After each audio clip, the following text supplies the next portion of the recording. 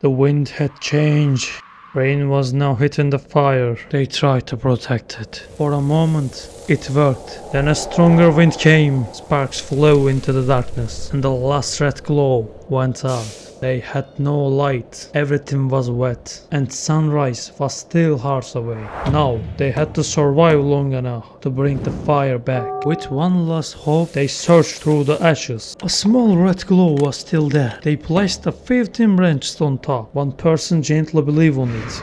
Smoke rose. For a moment, they thought the fire was coming back. Then panic took over. They added more wood, but some of it was wet. The wet wood killed the last bit of it they had. Others struck two stones together. Sparks appeared, but the grass and bark were soaked. A spark was only the beginning. Without something dry, it could never become a flame, and time was running out. The wind grew stronger. Their wet clothes pulled heat from their bodies. Their hands began to shake. One person dropped the small fibers. Another dropped the stones. Now they had a choice. They could keep fighting for the fire, but if they failed, the cold would leave them too weak to try again. Or they could block the wind, get off the wet ground, and protect the heat still left in their bodies before they could bring the fire back. They had to keep their hands working. One of them tried to strike the stones again, but his fingers could no longer hold them the right way. The stone slipped from his hand and fell into the mud. It was when they understood the truth. If they wanted to make fire again, they first had to save the hands that would make it. The first problem was the wind. Every second they stayed out in the open, their bodies lost more heat. They could not go far, so they began looking for anything nearby that could protect them. First, they found a large rock. It blocked some of the wind, but the cold still reached them from the sides. Then one of them seized a half-collapsed hide shelter nearby. They moved behind the part that was still standing. Now the rock protected them from one side, and the shelter protected them from the other. The wind was no longer hitting them directly, but rain was still getting in, and the loose heights moved with every gust. It was not perfect, but for now it was enough. Because the cold was not only in the air, the wind was still in the heat their bodies were still making. Thinking they were finally safe from the wind, they sat down on the muddy ground, but soon they started shaking even harder. The cold wet ground beneath them was pulling heat from their bodies, so they laid thin branches on the ground. Then they covered them with leaves and animal skins. They placed the children and the weakest people on top, but their clothes were completely soaked too. Taking them off would only leave them bare in the rain, so instead they squeezed the water from the skins they were wearing. They turned the drier inner sides toward their bodies. They wrapped the dry pieces around the children's chest and heads, and the wettest skins were used as an outer layer against the wind. Even then, they were still losing it too fast, because each person was still alone. Then one of them moved closer to another, then someone else did the same. Before long, the whole group had pulled together. The only heat they still had was the heat in their own bodies. They placed the children and the weakest in the center. The adults sat around them, and they pulled the remaining skins over all of. By themselves, they were only shaken, but together they became a small source of warmth. Time passed. They were still cold, but now they were no longer getting colder so quickly.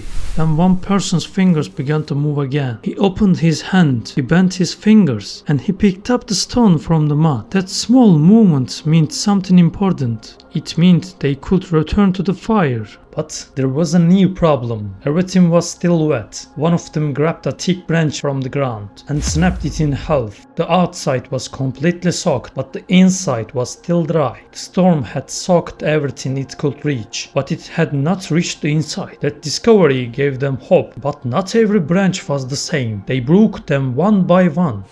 Some were wet inside, others were rotten or still green. What they needed were thick, hard, dead branches. The rain had soaked the outside, but in some of them, the center was still dry. They carried the dry pieces under the shelter. One person picked up a sharp stone. He scraped away the wet outer layer. Pale, dry wood appeared underneath. They pulled it into thin fiber. They made small wood curls. Then they split larger pieces into thin sticks. They sorted them by size. A tiny spark needed something small enough to catch, but dry material was not enough. If they put it back in the mud, it would get wet from below. So they laid 2 dry sticks on the ground. Then they placed the thin fibers on top, near the rock and the shelter entrance. They prepared a small fire spot. The rock blocked the wind, the shelter blocked most of the rain. But they left the top open so the smoke could escape. Then they picked up the fire stones again. They struck them together. The first spark landed on the fibers and disappeared. They tried again. The second spark left a tiny red glow. This time, no one rushed. One person protected it with his hands. Another gently blew on it.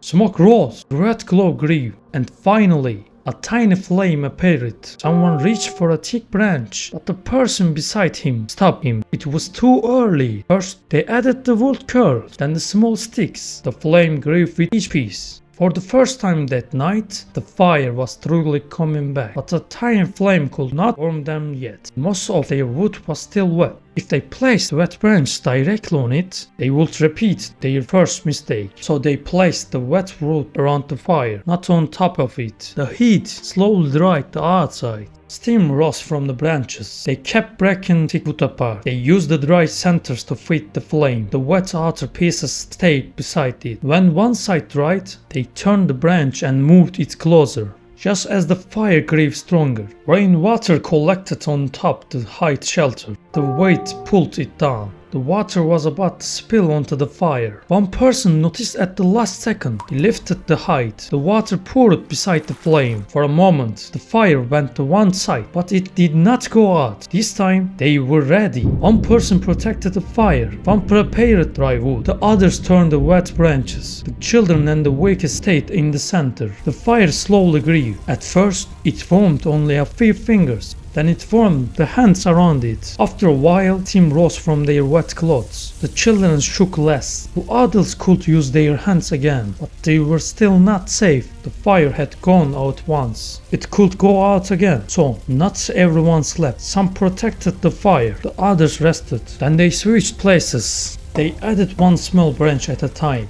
and tried the next one before the fire needed it. Hours passed. The rain began to slow. The wind was no longer as strong. The sky slowly grew brighter. For the first time, they no longer need the fire to see each other's faces. When the sun rose, the fire was still burning, and the whole group was still alive. But fire was not the first thing that saved them. First, they protected their body heat. Then they saved their hands, found dry wood, and protected one tiny spark. Only then could they bring the fire back. That night, the fire did not save them first. They kept each other alive long enough to bring it back. And when it returned, it carried them to sunrise. What would you have done in their place?